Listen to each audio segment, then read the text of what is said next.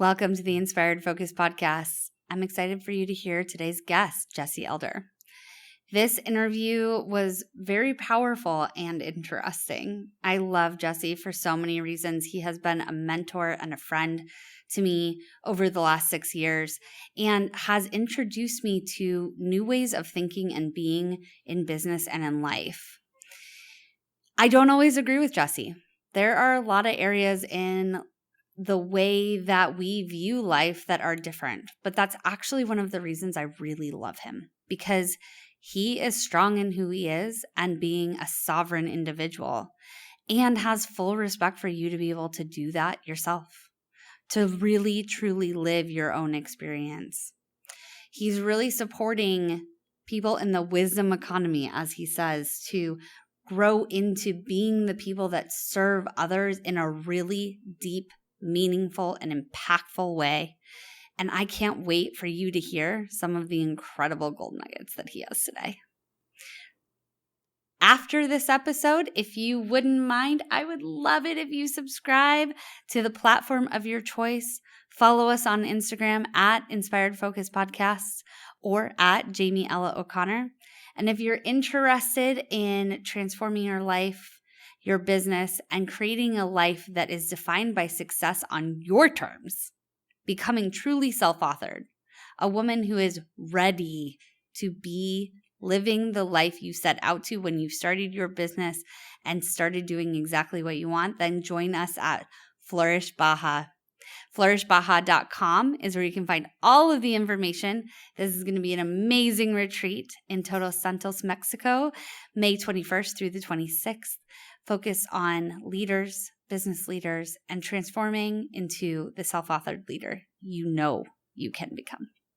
Here's your episode. Hello, beautiful people, and welcome back to the Inspired Focus podcast. I am so excited, as I have been on every show, but this show is so special.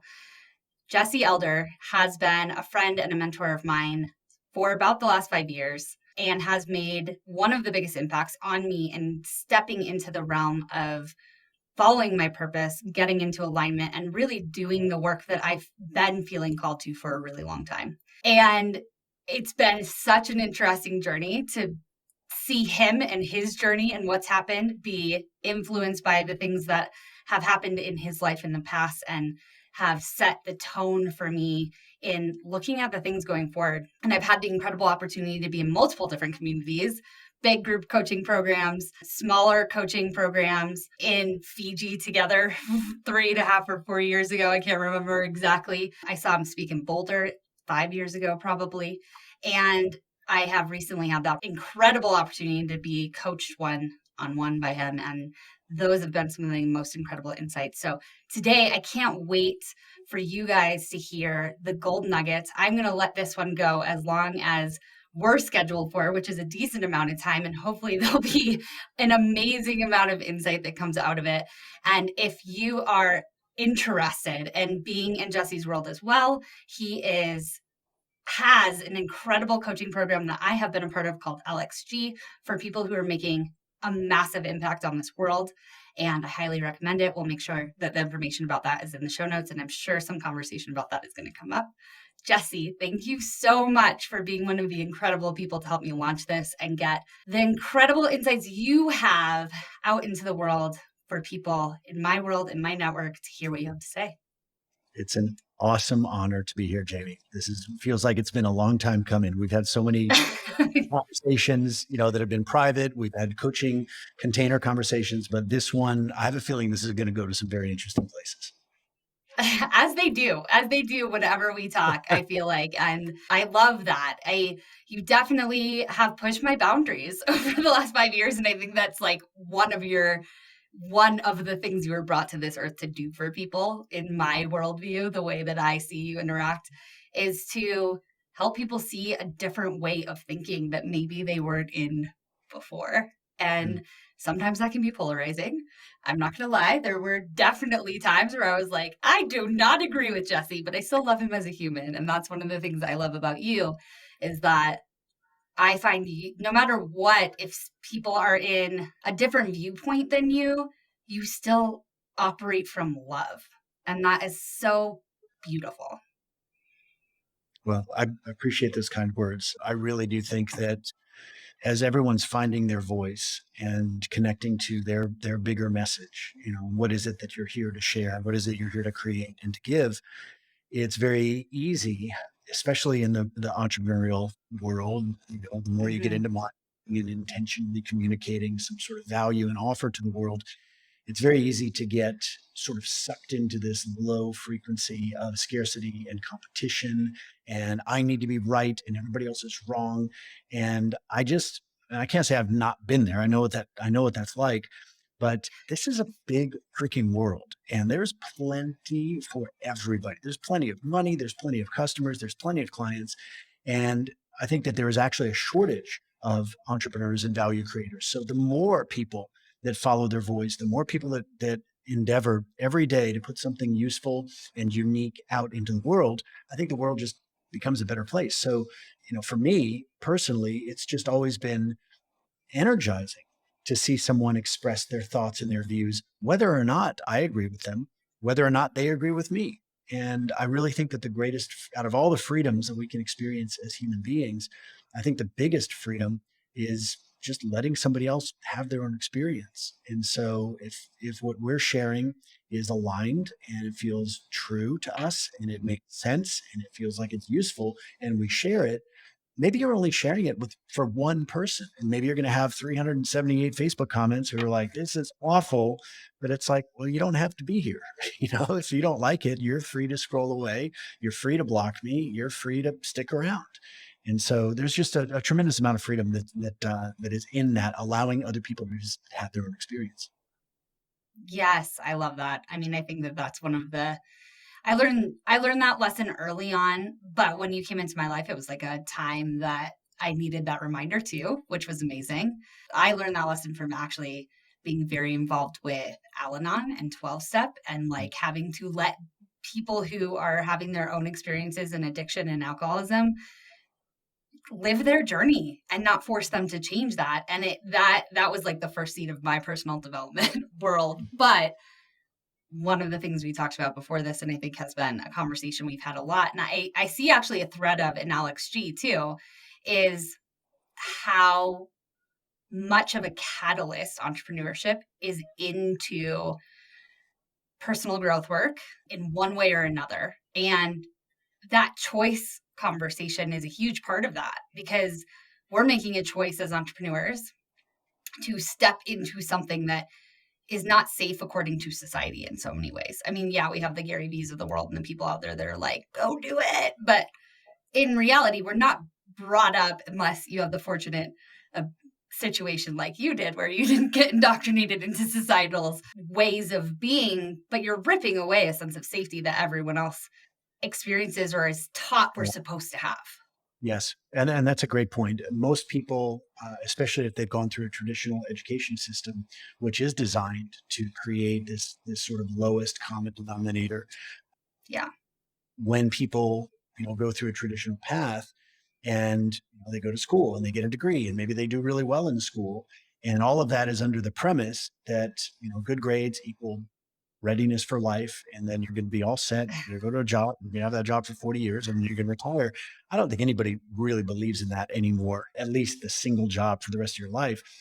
But Right. it is a little confrontational for people when they realize that, wow, there is no ceiling on how much I can create and accomplish, but there's no floor either. And so Mm-hmm.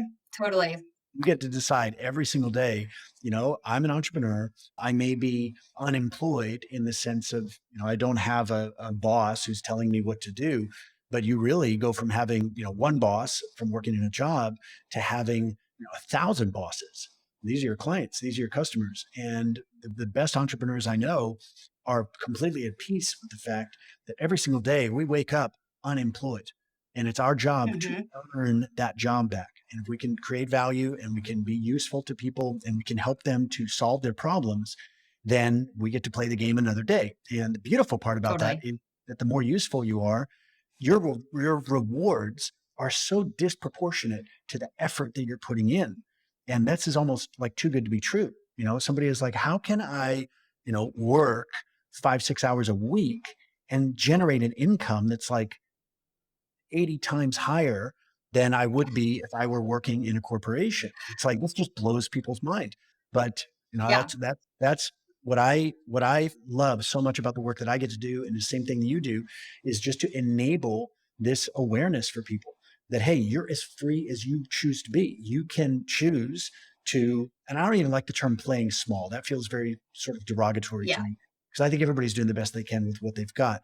That being said, what you've got is a lot more than you think you have. It's like, can you wake up in the morning and go, what problem am I committed to helping people solve? And can I get outside of my own ego enough to forget about what I think I know and instead put on like the Sherlock Holmes hat, and I'm going to go be a detective and figure out, how do I help people come up with these creative solutions, not just to feel better, but to actually move the needle on things that make a difference for them. Yeah. It's so interesting in what you just said about that and the playing small piece and the other things. I mean, we had a call not that long ago, and one of the things we worked on was honestly like actually owning how big I feel like I could get. That to me is so much scarier Yep. than like how bad it could get. And part of that, of course, is that I've had my own failures. I've had several failures in the 15 years that I've been on my own and choosing to live a life beyond entrepreneurship that most people don't take the risk to do. Right. And so I'm far less afraid of the bottom falling out because I've come back from that bottom so many times. Mm-hmm. But the how big it could get, how big of an impact like I feel inside me and how to actually step into that or what that could look like, that is like actually the thing. And I really believe that is most people that are stepping into this realm who are already making some level of risk.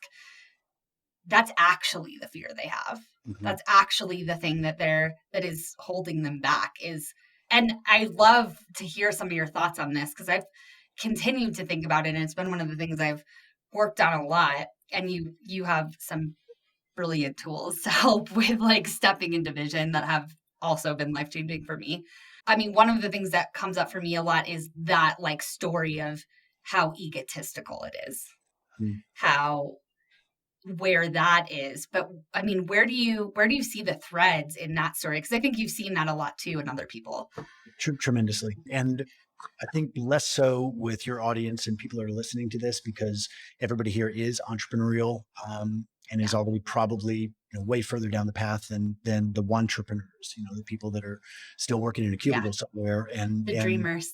hoping for their side hustle to magically appear. Yes, yeah. This is something that I've found really interesting and very useful in terms of getting unstuck and making peace with the bigness of what it is that we're here to create. We can always err on one side or the other. We can err on, what if I try something and it fails? Or we can err on the side of, what if I try it and holy shit, it's amazing. Like, both of those exist as possibilities. Both of those exist as future timelines, future realities. And we live in a world that has been absolutely conditioned and indoctrinated into fear-based thinking, because we will get too worldly here, but this is, they're basically, there are producers in the world, there are consumers, and then there are parasites. And a producer just always creates more than they're consuming. A consumer does just that. They consume, regardless of whether or not they're producing. And a parasite siphons off the production of the producers. And there's a role for parasites. Parasites actually force evolution to happen faster and faster in the natural world. That being said, there's a lot of parasites in this world. As far as I'm concerned, they're all in some sort of public office that they've created, which then allows them to kind of scare everybody and shake everybody up so that people do what they're told. These parasites actually don't have any power other than what they're given. And so if we're going to look at, what if I try something that doesn't work? Well, that is so indoctrinated from such an early age. When a child's 5 years old and they're in public school and they have to raise their hand to go to the bathroom, and then spell does that cast? That you have to rely on someone else's permission to perform a natural bodily function? No wonder by the time, somebody reaches 21, they're just like, who am I? You've had most of your life being convinced away from who you are. So to feel a desire, to feel a true want, and to honor that, I think is an act of divinity. I think it is our partnering with the creator to allow what's coming to us to be created and to make that happen. All that being said, if we are going to make peace with the seeming bigness of our creations, it really helps to look at things objectively. Let's take money, for example. It's measurable. It's easy to see your progress. Let's say money had a consciousness, and let's say that there's an amount, and let's say it's $1 million, and that $1 million in this metaphor wakes up in the morning and looks around the account and goes, all right, well, I feel pretty big today. Like, compared to what? Like, compared to $1, Right. yes, it's big. Compared to $100 million, it's 1%. So money doesn't have any bigness of its own at all. We are the ones Mhm. that assign a bigness to the money. We're the ones that assign, oh, that's a lot of money, or that's not enough money.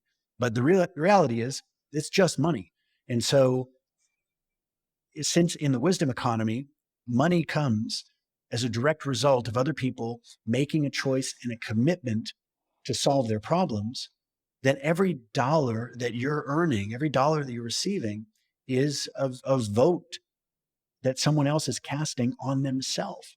And they're trusting Mm. you to guide them and help them. So, from my perspective, if you're not making millions of dollars doing the thing that you're here to do, then you're actually doing a disservice to the universe, because these people are wanting help. They're wanting to grow. They're wanting to solve their problems. And if you have something that can help them and you choose not to put that out there consistently, then I really think that's like going backwards in this whole evolutionary expansion. So money is just a clear indicator of value that you've created. And one of the biggest problems that I see people have, especially in the coaching space, consulting, agency world, being an advisor, being a guide, there's this almost constant, like chronic frustration that a lot of people feel like they're not getting paid what they deserve. And a lot of people feel like Mhm. they're not getting paid what they're worth. And I mean, I've puzzled with that myself in my early days. I was like, people love what I'm doing. Back in the day, that was martial arts. People loved my martial arts classes. Students loved the class. Parents loved the class for their kids. Why don't I have more students? And I realized that it was because I had this illusion that you get compensated for your competence, that the better Mhm. you are at what you do, the more money you're going to make. But that's just absolutely an illusion. That's not true. Now, I'm not saying don't worry about being good. Yes, you got to be world class, Yes. best in the world. Yeah. You got to be the only person in the world who does exactly what you do. You got to become a category of one. But that being said, becoming better and increasing your competence has nothing to do with how much compensation you're going to receive. So, as leaders and as operators in the wisdom economy, we do not get paid for our competence. We get paid for our communication. And most of us Mhm. never learned really to communicate. Most of us never learned to listen deeply and empathetically to what's going on for someone so that we can mirror back their experience to them. And especially in the marketing world, here's my shiny shit, here's my bells and whistles, here's my awesome thing. Do you want it? And Yeah. that's everybody. So it's like, what I work with people to do is to turn that spotlight, take the spotlight off of you and your shiny shit for a moment and put it on the most important person in your professional life, which is your client.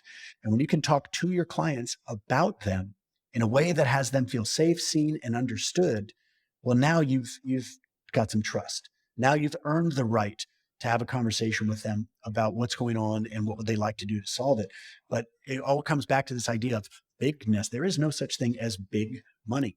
It's only big in your mind. So the fastest Yeah. path to having more money show up in your life is to eliminate this bigness idea and just normalize in your emotions the feeling of having, 3 or 4 or 5 or 10 times your income coming in, and go there, like go there in your mind, journal it. It's Yeah. like, okay, can I rehearse this enough times so that it feels natural. And the reality is most people just don't want to do that rehearsal. They just want to run out there and slap a funnel together and hopefully make some sales. But Yeah. all physical reality is a residue of inner reality. There's nothing Yeah. that shows up in our physical lives that we did not invite through our frequency, through our emotion, and our expectations. And a lot of people will argue with that and they're like, yeah, but I didn't manifest this broken leg, or I didn't manifest cancer. It's like, well, whether something is true or not true, for me is less important than is it useful. And Mm. there are two directions we can go with this. We can go in the direction of determinism, meaning the path is already set. Doesn't matter what you do, your life is already set out for you. And this is very common. Religion is great at creating determinism. People have genetic determinism where they say, well, it's just what my genes are, obesity runs in my family. And I'm like, well, nobody runs in your family, actually. You could be the Yeah, first right. one. Like you could break Yeah. the knee, you could start doing something new. So there's this deterministic sort of, resigned fatalist attitude that gets glorified with terms like stoicism and just, don't feel very much and just kind of hang in there. Yeah. And I'm not saying that's wrong, but Yeah. It's there's very either fixed mindset, very right, like, right, exactly. And it's useful at times. If you're an emergency yeah, room doctor, you don't necessarily want to be all emotional. You got to be focused and get shit done. But if on one side is determinism, on the other side is free will and the belief that our choices are up to us and that those choices are leading to a whole new set of realities that over this march of linear time, our reality can change. And I've worked with thousands of people who have shifted their inner dialogue. They've shifted their emotions. They've decided that the world that they see and feel and smell and touch is not responsible for their feelings. They are responsible for their feelings. And yeah, when people start to give more conscious attention to what matters to them instead of the problems and the complaints and the threats and the danger, they actually, you enter a whole new reality because now you're giving attention to the things that matter to you that you actually want more of. And since attention is the currency of transformation, whatever you withdraw your attention from withers and it dissipates and it disappears from your experience. And then whatever you give your attention to expands and multiplies and amplifies. And a lot of people can't handle that. They can't handle the freedom that comes with absolutely controlling your subjective reality. They'll say, yeah, but I can change the way I feel. But what about that other thing on the other side of the world that's happening to those people? I'm like, well, by acknowledging that, you're bringing it into your reality and mhm, you're not really even helping them. So, how is complaining about the latest outrage, the latest scandal, the latest war, as awful as those things are, is that actually a part of your physical reality? If it is, then, you're going to know what to do. Like take action, get out of there, do something different. But otherwise, yeah, filling our minds with those things actually starves our dreams of the energy that they need to multiply. So, in my office here at the house, I've got a neon sign that says "Focus sets you free," and the more you dig into that, the more people find that it's true. I mean, it's certainly been my experience of most of my life. I mean, I definitely go into moments, times. I have some very specific memories and times that I can now look back on as incredible learning lessons, moments to remind me of the power of that when I've like stepped away from it because it's so stark from the reality I live today. Yeah. And I mean, the things that John and I create in our lives, it's like we're often like, what is this life? Like, what is happening right now? But we have stepped so far into owning our personal power. And it's the thing that I see in so many of my clients, my coaching clients. I'd love to bring this up to my agency clients, but it really the path to get there doesn't always exist.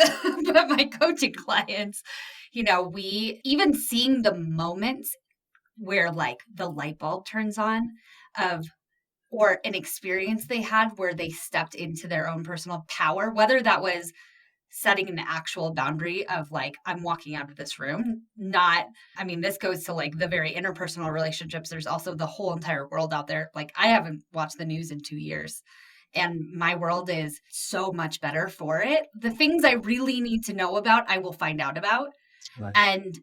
And I made the conscious choice. If there's something that comes into my worldview that shakes me to a point where I feel it's important, then I have to find something to take action on. Right. Otherwise, it needs to leave my worldview, because there's nothing like me thinking about it is not going to do anything. And that 100%. is so much of what you're speaking to. But I think we can bring it into, and we can absolutely bring it into like your personal experience. One of the things I talk a lot about with my coaching clients is we were not taught how to actually set boundaries. Like the way that we're taught to set boundaries of, I think the best example is, please don't talk to me that way. Mm-hmm. You have no control over that situation. You have no control over that person continuing to speak to you in a way that you don't like, or not. But what you do have control over is saying, I won't be in a conversation with somebody who speaks to me that way. Yeah. If you speak to me that way, I'm going to walk out the door. We can come back to the conversation when you're willing to act with respect. Right. And like going into just these like little moments and seeing people's light bulb turn on when they're like, oh my God, that changed the entire dynamic. Like I suddenly didn't feel so shitty anymore. And it goes from these little moments to everything else in the entire universe of our experience. Everything. And I love you dropped so much gold there. The tolerance that most people have been taught to, under the guise of being considerate or under the guise of being kind, and just let other people say what they want, do what they want. I'm all about that up until it infringes on someone else's rights, specifically mine. Yeah. So if somebody is, they can say whatever they want. Like if being offended is not an injury, it's not damage. And in fact, I'll go as far as saying that everybody in my life that I know, and I think you fall into this category, who is successful internally and externally, take full responsibility for their feelings and just don't get offended. Like you can agree with something, you can disagree with something, but getting offended is like such a low energy experience. Yeah. It's actually giving power to someone or something else to hurt you. And if somebody says something that I don't like, great. Like say whatever you want to say. And if I'm finding value in it, and if I'm learning, or if I can add value, then I'll continue to be part of the conversation. It doesn't have to be comfortable, but at the point when they're like, this is the truth and this is how it is, don't you agree? No, I absolutely don't agree. But that doesn't mean that you can't believe what you want to believe. And so the tolerance, the more that someone allows things that they don't like into their life, their tolerance is just getting higher and higher and higher and higher and higher. And there's a connection. It is a direct proportionate connection. The higher someone's tolerance for bullshit, the lower their standards actually are. Because a standard is what you expect and what you allow into your life. So if somebody's got a very high tolerance for bullshit, then they have a very low standard of excellence. If they're allowing, let's say a client, for example, the client constantly shows up late, is always complaining, is always, just like super, super, super needy, not taking personal responsibility. Well, a coach who allows that behavior to happen, I don't mean that in like a, patronizing sort of way, but a coach who basically doesn't say anything about that is rewarding that behavior. And then they have no right to complain that that's how their client's behaving. And so actually, you'll love this. I had a coaching call one time. I was running a group for coaches, which included some one-on-one calls. We call them clarity calls. It's like, 10, 20-minute check-ins. What's up? How you doing? What's next? So we get on the phone. It's early in the morning. And he calls me and I pick up. I'm like, hey, man, how's it going? Da-da-da. And he's like, oh. And I'm like, okay. He's like, man, I just had the worst night and just didn't sleep very much. Baby was up all night and And I'm listening to it for like 15 seconds. I'm listening, and I was like, I hadn't had my phone, and I'm like, click, and I hung up. And I just went about my morning. I went like watering my plants and playing piano, and that lasted for like 2 minutes. And the phone rings again, and it's him. And I pick up. I'm like, "Hey man, what's going on?" He's like, "Jesse, what's up, dude? I am so fired up for our call today." I was like, "Me too, man. Me too." And I said, "By the way," Wow.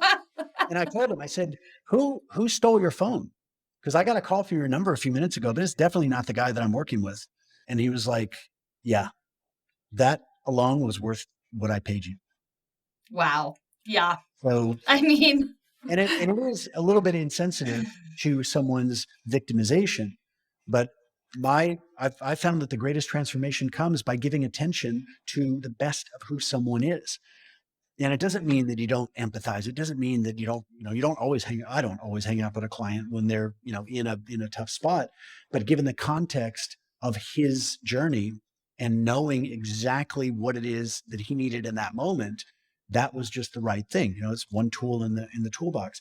And because I don't tolerate that sort of low energy, I don't tolerate it myself. I don't tolerate it in clients. That means, what's the alternative?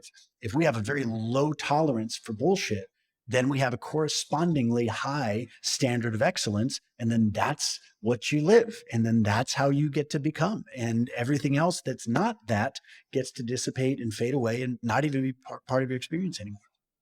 I had that experience in my agency, in the marketing agency. I mean, I had the first client that signed a big contract, the one that was the reason I ended up quitting my job, that I signed up to go to Fiji, that I was like, I'm doing this thing.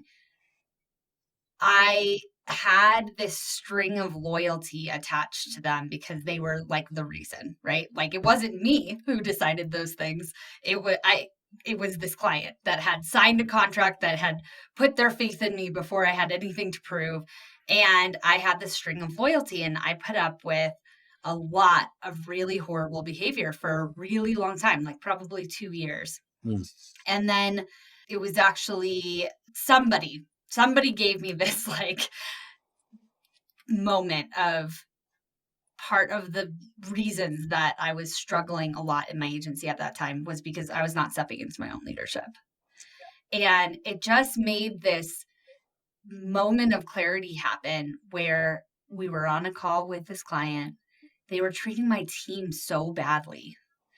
And, typically it was directed at me. And that was where that was my threshold, was like, you can treat me this way, but you can't treat my team this way. Mm-hmm. But I had started letting that slip too. As you said, like my tolerance was rising, and I put an end to it. And I fired them as a client. And I made this decision that that was going to be how I operated, that there was not going to be any leverage on that side with any client. And I would need to look back at it, but I would be willing to bet within a short period of time, probably a month, my revenue started like exponentially Yep. rising. Yep. Because you created space. Yeah. And I just no longer was willing to have conversations with people that weren't going to treat us like the authority and the expert that we were and that they hired us for, because I was done with it. I was just, this is not where I want. I'm not in this business to be placating other people. I'm in this business to help them grow their business. Exactly. So Exactly. Well, and that clarity, the clarity of your purpose, your role, clarity of the scope of the project, knowing exactly what we're here to accomplish. What does success look like when we've reached this milestone? That clarity is so refreshing for everybody else, and that alone is a huge, massive part of the value that a coach yeah, provides by bringing yeah, in clarity to the conversation. Most people don't know what they want. And that's what they need help with. They need guidance on being asked great questions so that they can arrive at fresh levels of clarity, feel this certainty of just letting go of what's not working anymore. And regardless of what realm we're helping people with, whether it's in their health and their wellness, their energy, their body, or their relationships, being a better parent, being a better partner, being a better lover, being a better public speaker, being a better communicator, being a better community builder, being a better farmer, being a better homesteader. Like there's all these ways to increase our relatability. Or maybe you're helping people with their finances, making more money, Mhm. making better money, raising your fees, saving money, investing it. Doesn't matter what realm we're helping people with, clarity creates speed. And it's not knowing what to do that slows people down and sucks all their time and energy. So we have a responsibility as leaders in the wisdom economy to cultivate constant clarity, because that's what we're inviting people into. And if we don't choose to invite people into our level of clarity, then the only other thing that's going to happen is we will be invited into their level of confusion. And so it's knowing where to say no. Like, that's not what this is about. I had a guy this couple of years ago message me. He's like, "Hey man, I know you have an event coming up. I'd love to come to the event." I'm like, "Cool, let's chat." So we're messaging, and I said, "What is it about the event that most interests you?" And he said, "Oh, I just have always been a fan of your work, and always love what you're doing, and I just would like to come and just be around your energy." I'm like, "I appreciate that. And this event is for people who have very specific objectives and very specific bottlenecks that they're ready to eliminate. So can you tell me, what are your objectives and what are your bottlenecks?" And he's like, "Oh, everything's great. Like life is great. No problems. Like 100 out of 100. Well, 99, because, always room for progress." And I'm like, "Good Lord. All right. Well, uh, man, I have nothing for you, because I don't work with people who don't have clarity about what they want to create." And so that has kept me free for the most part from being around people who only want to feel better but don't want to become better. And Mm. result, people Mhm. that I do get to work with are completely focused on being the best version of themselves, and then taking the actions that naturally come from that upgraded identity, which produce results in a month that they've been have been eluding them for years, while they've been trying to feel better and get in alignment and feel happier and all these things. It's like, yeah, now what? What are you going to do with all that juju? What are you going to do with all this alignment? People come back from a 4-day meditation extravaganza, and they're like, "My body is vibrating and it was just such a high vibe." I'm like, "Great, now what?" No. The next seminar's in 3 months. I can't wait. And I'm like, Yeah, or you can just create totally. something epic in your life. You, that is one of the amazing things as you're talking, and I realized was one of the things that really attracted me to your message was the action piece, because and the balance, because I've had experiences with the meditations that you have recorded where I have physically felt like I'm in another place in the future that then became manifested. I mean, I've had these crazy, amazing spiritual experiences in the work that I've done around you. And you also bring it into the physical realm of like, what are you actually going to do? I don't know if you still refer to yourself this way, but I always love that you called yourself an action philosopher for so long. And that message has stayed. And because it is so impactful, and it's a thread that's missing in so much of most of the spiritual like world and a lot of the personal growth world. I agree 100%. And it's, to me, they're two sides of the same coin. They're really inseparable. If there's a Mhm, philosophy that makes sense, but it's not backed by a change in behavior, then it's mhm, worse than worthless. It's a drug, mhm, it's a sedative. It's something that just numbs people to the opportunity to actually change. And conversely, if somebody is just taking action, taking action, taking action, but they're not fulfilled and peaceful and happy with who they are and with the way their life is today, no amount of action is going to make up for that inner deficiency. And so, yeah, I just see these two camps. There's like the woke and broke. They're super chill and super peaceful, super happy, and zero financial resources relative to what's possible. And then there's people who are the hustle, grind, crush it culture, and they're going and going and going. And I'm like, well, what would happen if we just like took away your phone for a week? They would like, their head would explode.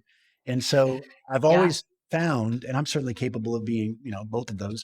But I've yeah, always me just, too. I found so much harmony in Mhm. having, starting the day and breathing and moving and drinking some tea or coffee and going out on the balcony or going for a walk and journaling and just like feeling this fullness of life. Holy shit, we're alive. This is another day. Ah, wow. And not every moment's like that. Sometimes you forget, but that's a choice not to remember.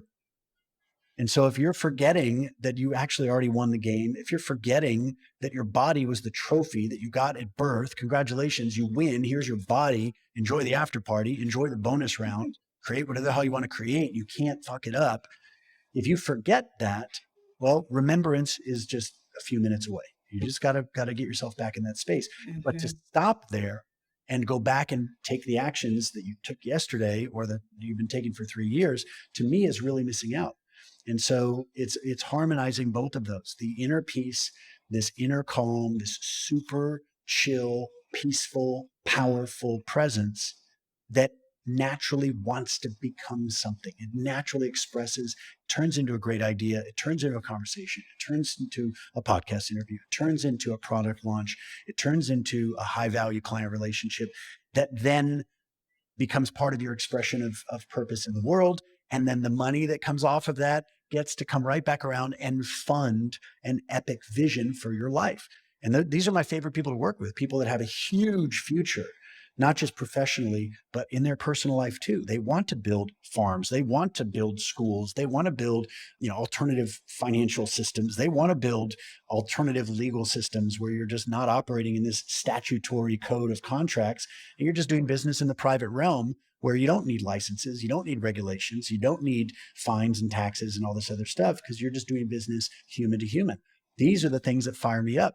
And I really don't think it should be one or the other. I really think we get to have it all. I couldn't agree with you more. And I think, I believe so much of that too, which Yeah. is how we Well, keep you ending guys up are in the good. same communities, Yeah, like you over and guys over and over again. So, and I love that. And, one of the things that brings me to something we've talked about on our coaching calls, we talked about before the show a little bit. As I've stepped further and further into that place, so I'll backtrack a little here and give some context to the exact story. So you've come up with a concept that you came to me that I have now told to a bunch of people as well. And it's so powerful for in the entrepreneurship realm.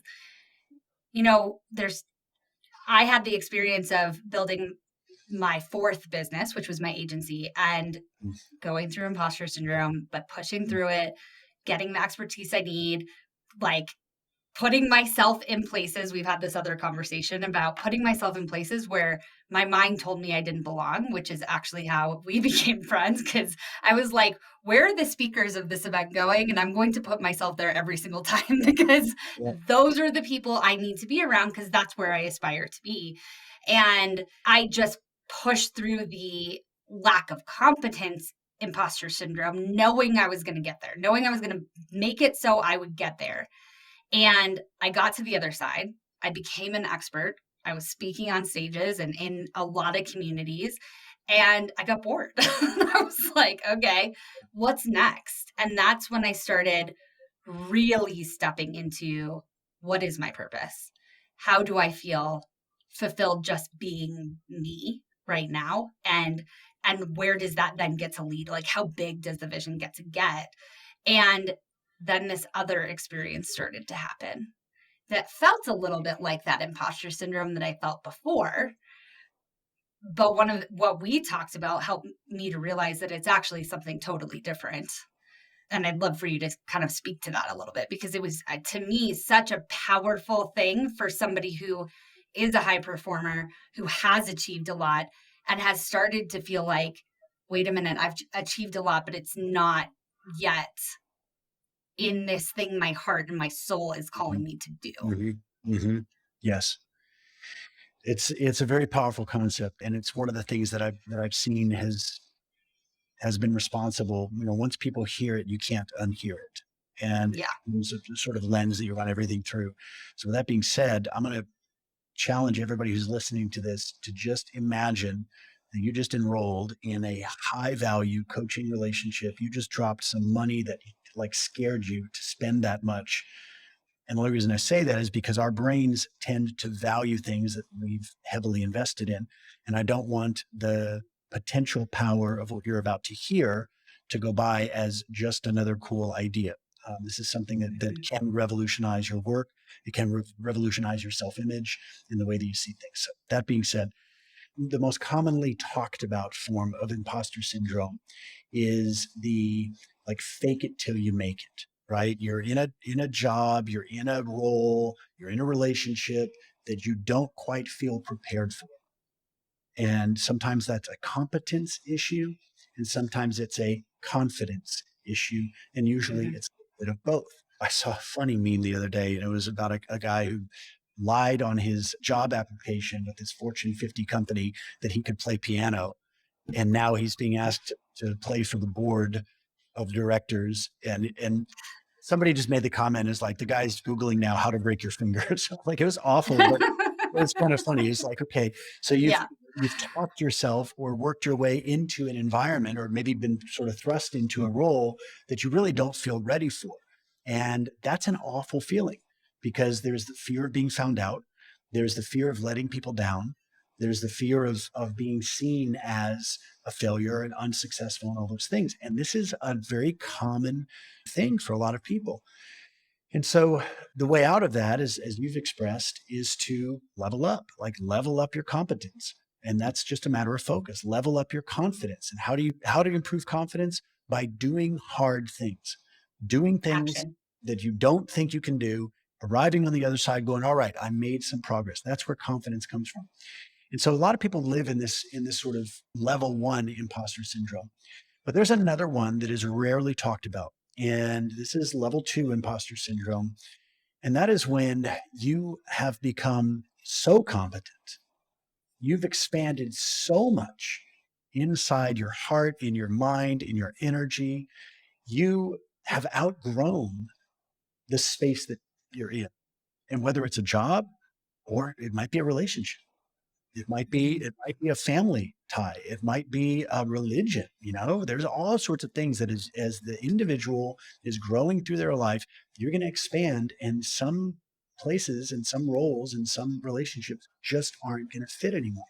Now that can create an awesome opportunity for dialogue with other people that are involved, to share what you're feeling and invite them to share their feelings. And maybe we can just grow together and keep expanding this container. But generally, what will happen, especially if it's a job or a position in your business, a role that you've got, an offer that you've been making, a level of clientele that you've been working with, you can't pretend that this doesn't fit you anymore. The only way that you can do that is to try and hold yourself back from expressing fully, authentically, powerfully who you are. And that suppression will kill you. I mean, it won't kill you right away, but it'll kill your soul, and you might still bang around on the planet for another 40, 50, 60 years, but you're not going to be truly living. So the only way out of this is radical honesty. You have to be absolutely honest with yourself that you've been holding back your thoughts, you've been holding back your gifts, you've been suppressing yourself, maybe out of fear of disapproval, maybe out of the unwillingness to let go of something that's pretty good in order to make room for something that's freaking amazing, as you just talked about. And so to get out of this level two imposter syndrome and to step into an arena, an environment that is worthy of who you've become, really requires courage. And it requires a little bit of not knowing. Sometimes you don't know what the next thing is. In 2012, I sold my martial arts schools. I have great business partners. We have an amazing team, 53 employees, and it was an awesome life. But I knew that I'd outgrown it. It just wasn't right for me anymore. And I saw the future, and it's not a future that I wanted. And so I made the decision. And 3 weeks after I really made the decision, I was out. Like, it happened fast, and very few people saw it coming. I talked a little bit to one of my business partners that it happened fast. And it was such a sharp transition from this work that I've been doing since I was 15 years old, and multi-million dollar business. And I'm Mr. Elder. This was my whole identity, but I knew it wasn't right for me, and I had to let it go. And I let it go. And for about 6 months, it was a period of sort of like, what am I going to do now? In the process of that 6 month clarity experience, I actually ended up getting divorced because the marriage that I was in wasn't what either one of us wanted it to be. And so that marriage dissolved. So in the space of 6 months, I went from having this family and having this business and this life to nothing. Like it was me, and I was starting over again. And the sale of the business went to pay for the divorce. So I was like starting from pretty close to zero. And it was in so many ways the best year of my life because it was a Mm, year of daily reinvention. mm, I have these beliefs and I have these values and I have these principles, but what do I really believe? What am I willing to stake my life on? Are these just cool sounding ideas, or am I willing to live assertively according to these beliefs?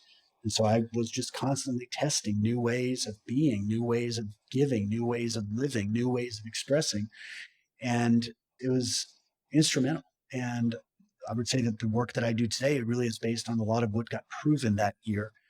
And so I'm very appreciative that I didn't stay in the container that wasn't right for me.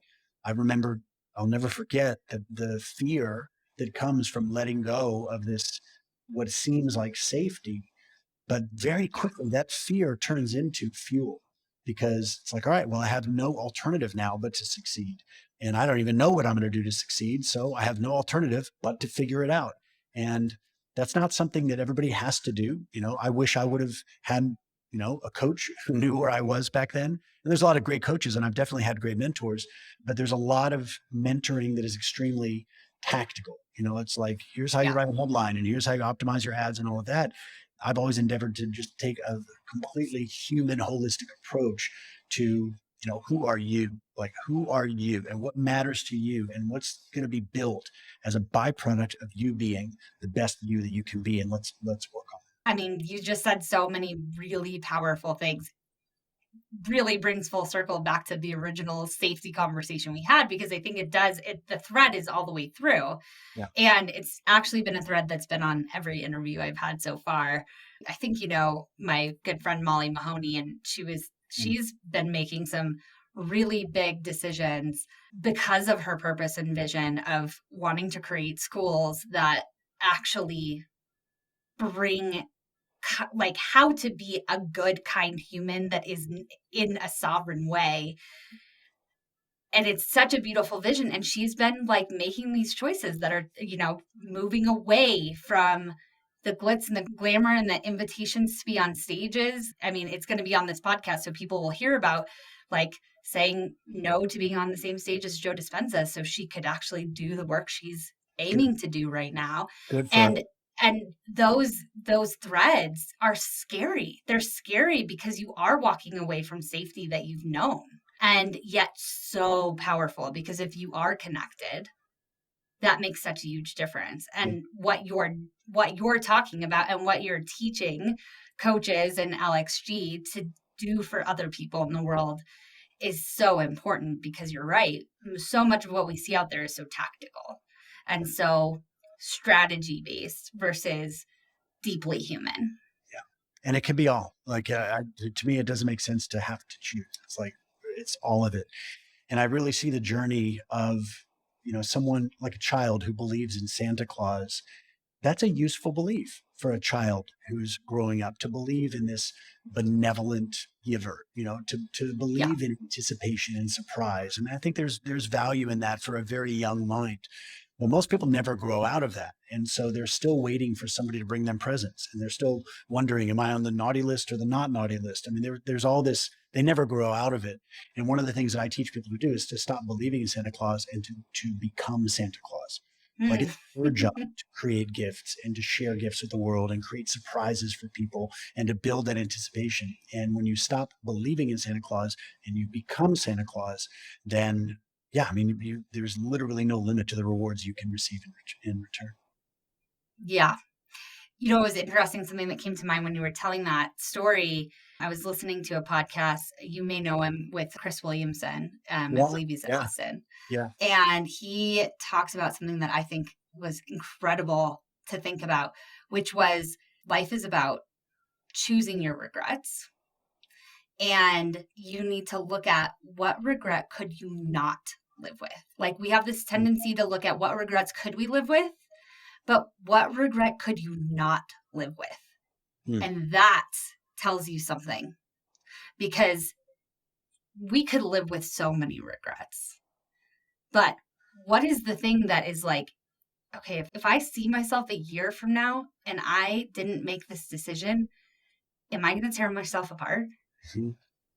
Right. And it's funny because when he said that on that podcast, I was like, oh my God, that's it. Like, that is, I didn't know I was doing it, but subconsciously, that's how I've taken so many of the risks I've taken, because I just was like, no, I can't not take the risk of moving to Right. Australia for a period of Right. time. I can't not take the risk of at 22 not taking the job at the big classy marketing research firm in Chicago and becoming a ski instructor, because I'm never going to be 22 again. Well, Like, had to be and done. each one of those decisions has changed my life. And I often, just like we were talking about, like made the irresponsible decision. You know, it's an irresponsible decision to sell the business that's so successful and do those things in the realm of like the way that society tells us is responsibility, but yet Right. it actually becomes very responsible. It becomes very personally empowering to know I'm making these choices for the life I want to live. Yep. Which is the most responsible thing that anybody can do, Yeah. which is to live according to their vision, their values, and their principles. Anything else is actually living a lie. And so somebody who's going to live a life that other people want them to live is actually screwing over all those other people, because all those other people aren't getting the real you. And so you're just lying to all of them. So when you tell yourself the truth about what you want, how other people receive that is really none of your business. Communicate empathetically, communicate with care, but be thorough and be clear. And I do have thoughts about regret. Yeah. Regret is present suffering over past experience. Hmm. And Yeah. so similar to trauma, and this is a very unpopular message. Trauma has become a huge industry, rightfully so, because there's a lot of people that are hurting. Trauma, outside of the physical event where trauma occurred, the rest of it is storytelling. Hmm. Every traumatic experience after that is a recreation of the original traumatic experience.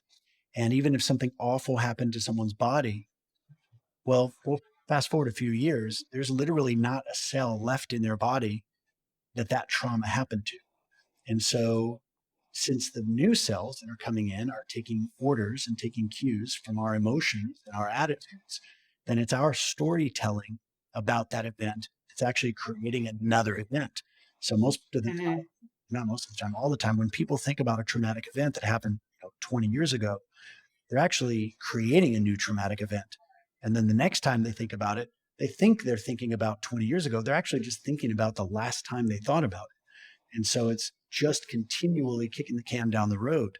And when you find the empowering meaning that happened in a painful experience, it stops being painful. The trauma goes away and your body stops reacting to the traumatic story, because it's literally no longer a traumatic event. And so trauma is an event, a painful event that has not had empowering meaning assigned to it yet. And so I think about the regret being the same thing. If there's something that happened that could have gone differently but didn't, well, then it's my choice to regret it. Yeah. Or I can look at the value that happened and how can I make that experience more valuable for myself and others, so that I actually, not only do I not regret the situation, but I am grateful that it happened, because without that thing happening, all of this other stuff wouldn't have been done. But it's my job to create all of this other new stuff as a result of that event. So there's a few thoughts on regret. Yeah. Yeah, no, I think it's super interesting. And, you know, one of the things that came up in that conversation I was listening to was that the idea that really, in one way or another, regrets, however you want to put the meaning around it, but exist no matter what, because there's always opportunity costs on decision making, but how you decide to deal with that regret is really, and I think that's what you're speaking to, right? Like those things are always going to happen. There is not a decision on this planet where there is not some form of opportunity cost that exists. Like there always will be. Everything. Like Dan Sullivan puts it Everything. really well. If you're swimming in the ocean, you're literally not swimming in every other part of the ocean. Yeah. You're missing out on opportunity every cost. other part of the ocean. Like, Yeah.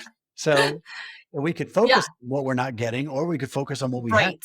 And that's What we have. And or if there is some residue from that regret or a trauma, I call it alchemy. Being able to very quickly see, and there's a difference between like bypassing, spiritual bypassing or whatever, and like, or ignoring or putting it in a closet, but saying that happened, I own that happened, and these are the beautiful things that happen out of it. Yep. Yep. Not in spite of that thing, but because of that. Not, yeah. Yeah. Because of it, I own it. Like I've seen a lot of people put masks over things and not really acknowledge parts of it that are, that then still create the stories that happen over and over. Yes. And so I think there's a lot of intricacies to that kind of work, but the reality is, like, I know my life is so much better because I can alchemize things really quickly. Right. Really fast. And as a byproduct of that, you end up with this constantly expanding belief set. And then you really don't have to even alchemize anything anymore. It's like, I mean, I love what you said about spiritual bypassing, because I've had so many people tell me, you're just bypassing. I'm like, no, I literally just don't believe that there's a problem. Like somebody close to me dies. Big difference. Yeah. I mean, somebody close to me dies. Yeah. And like I cry for like 5 minutes and then that's it. And then they're like, you're repressing. I'm like, no, I literally just have a different belief about death than you do. Like, I don't believe it. Yeah. I don't think it's real. Yeah. Like, so their meat suit just is going away. Yeah. That's all that's really happening. we change clothes all the time. Yeah. So does our soul. Our soul's just taking off this body, putting on another one. It's just like, and you prove that. No, but you don't have to prove it. If it's useful, it works. And so, I mean, there's a lot of people who go like, this is horrible. I'm like, well, I guess you could see it that way. I don't. I lost a ton of money at the time. And somebody was like, oh my God, you're out, you're out all this money. I'm like, yeah. They're like, how do you feel about it? I'm like, I don't feel about it. Like, it's just a mathematical equation, and mathematical equations don't have emotions in them. So it was there. Now it's not, which means I've got this whole blank canvas to go create a whole bunch of value that I probably wouldn't have created otherwise. And that fires me up. So I actually am glad it happened. And they're like, I'm like, yeah. I actually had that experience last year. I made some fairly poor crypto choices. And even though, I mean, for sure. And like, I will admit, I had some regrets because I was fully in the Wolf Den community that you and I both have experience in, and incredible human beings doing some really amazing stuff. And I got my greedy eyes like lit up with some other things, and I pulled my money out when I like owned it at like 5 cents. And I just was like, and then I stopped the bleeding and put it back at $1, or I can't remember, 12 cents. Then but it was like, oh my God. And I had some minutes of like, I am a terrible investor. Like, what am I doing? Like, what? I should not be allowed to touch money. Like, there were definitely some stories being created for a minute there. But see, that's and so pretty quickly, because you alchemize and you recognize that there are some stories being created here. Yeah. Yes. Especially in an event that is highly emotional. That emotion, especially painful emotion, that exists to get our attention so that we can be intentional and on purpose about what kind of story are we going to create. And then you do that a couple of times, and then next thing you know, you stop being afraid, and then you stop attracting the shit that you'd be afraid of in the first place. One of, I think, the powerful things about this to remember is that as humans, we are meaning creating beings. That is part of what we do on this planet. And so recognizing that we are the ones that put the meaning on whatever it is, the crypto we invested in, the coach that didn't fit our needs, Right. whatever it is that we the relationship that isn't the fairy tale that we Right. were told we were supposed to have. I mean, whatever it is, we are the ones creating the meaning around it. So if you can take a step back, if you can like zoom out a little bit and see what meaning am I putting on this event that happened? I'm putting the meaning on the event of I made some poor decisions in crypto last year as I'm a bad investor. Okay. So then can I alchemize that into saying I made some poor investment choices that I'm now going to know, Yep. recognize, and learn from in the future, recognize maybe some behavior patterns I have of getting really excited about projects that have no proof yet and Yep. take a step back. These are lessons I get to learn and choose differently in the Yes. future versus I'm a bad investor. I shouldn't be touching money. Right. Which I is had to take a step back. exactly. And because you did, you got to create all this empowering meaning. And Yeah. if especially when it comes to money, you lose money, meaning it's in your account one moment and the next moment it's not, and it's not coming back, that particular money. So a great question is say, okay, I just invested in my education. What kind of return do I have to get that is maybe not right now, not a financial ROI, but what has to happen for that investment to have been worth it? What distinctions do I have to instill? What beliefs do I get to develop? What is this going to cause me to pay attention to in other parts of my life that maybe I've been neglecting? And there's no amount of money that you can't pull an equivalent or greater ROI from if you get creative. And that's the beauty of loss. It's got creativity baked in. Yeah. Yeah, absolutely. Totally. Oh my gosh, I can't even there's so many incredible things that we've had on this conversation as always, and I knew that that was going to be the case, which is why I wanted to have you as one of my first interviews. I like to do a few rapid fire questions. Awesome. So, first question, what is a book that has had the greatest influence on your life to this date or to the work that you're putting out into the world? Yeah, this is a very popular question, and I can only have one ethical answer, and Yeah. it is the pages of my journal at the end of every day. I love that answer, honestly. Yeah. I I mean, think that it's so powerful. well, when it comes to reading books and going to webinars and trainings and all this stuff, overwhelmingly those are success avoiding behaviors. If somebody wants to get good at something, the way you get good is by doing that thing, not by learning about it. And so, I enrolled probably over 100 martial arts students when I was 18 years old before I even knew there was such a thing as marketing and selling. I learned to compete way before I understood that, oh, somebody can actually train me to compete. Like I just trained and competed. And that builds a level of self reliance and resilience that cannot ever be taken away. And so, there are books that I've read that have been highly impactful, but that was at my particular point in the journey. And so, the best thing that I could recommend to anybody is to write down in the morning, what do you want to accomplish that day? And then go back that night and write down everything you accomplished. You do that for 30 days, your freaking life will transform. Just most people won't do Yeah. that because they want to be talked to and told and hugged and coddled and, oh, everything's great. Well, let's find out. Let's find out how great things actually are and then make them that way. I was so excited to hear your answer to that question, to be honest, because we've had a couple different conversations about books that have always been like, blow my mind one way or the other. I think there was a period of time, I think maybe when we were in Fiji, that you at the time were not reading books. It Mm-hmm. was like you were like, I'm not reading Yep. right now. And I I thought it was so interesting because of the idea of the outside influence and what that is and really like the inner wisdom that you were tapping into at the time. So I was excited to hear what your answer to that question Great was going question. to be. It's a great question. I knew it was going to be different, which I love. What person has had the greatest impact on you, living or dead? My father, yeah, without question. Um, Yeah. I see so much of him in me.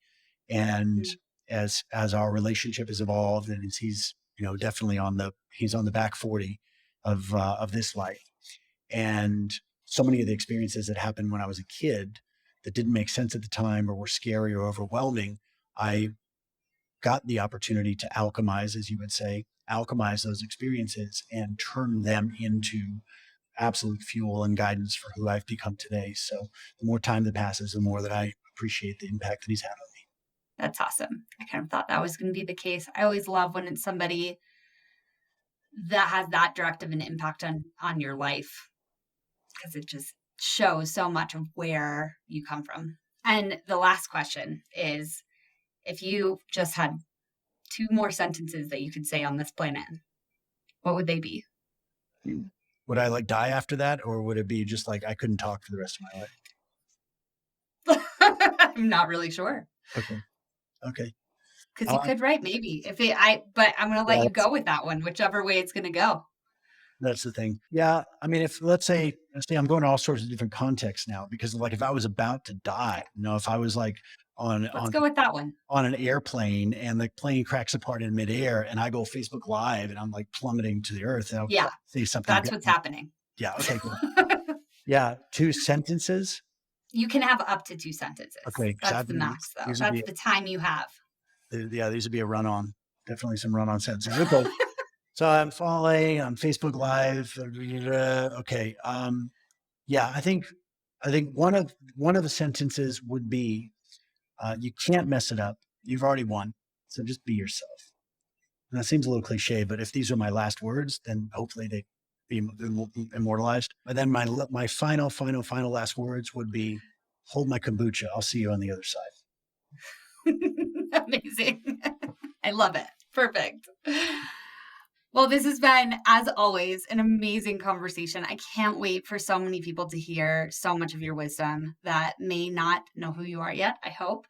And so much of what we talked about today is a lot of what you are teaching and guiding other coaches to be able to bring this work into whatever they're doing and the people that they're serving. So if somebody's interested in working with you in that capacity in LXG or otherwise, how do they get in touch with you? Yeah. If somebody is an established coach or consultant, I mean, these words kind of get muddled around, but basically anybody who changes lives for a living. If your work in the world is to help improve other people's lives and you're good at it, you've got an established business, you're really ready for breakthroughs, and they could go to joinlxg.com. And we open enrollment a few times a year, but the information is on there and there's always ways to stay connected through social, but joinlxg.com would be a great place for somebody who's interested in that. And then Instagram, Time Piercer, Jesse Elder on Facebook. And, once in a while, maybe we just meet up in the meditation space. That's perfect. I love that. We'll make sure that all of those links are in the show notes for you guys. Thanks so much for joining us. And I hope that you get more of Jesse in your world. I am Jamie O'Connor, and you are listening to the Inspired Focus podcast. If you haven't already, head over to Instagram and give us a follow at Inspired Focus Podcast. You can also subscribe to your favorite platform by checking us out at inspiredfocuspodcast.com. If you're interested in learning more about how you can work with me or getting information about the next retreat, which is Flourish Baja, you can get that information at inspiredfocus.co. We will be living it up in Mexico from May 21st to May 26th, and I would love for you to join me. Check that out at inspiredfocus.co. See you soon.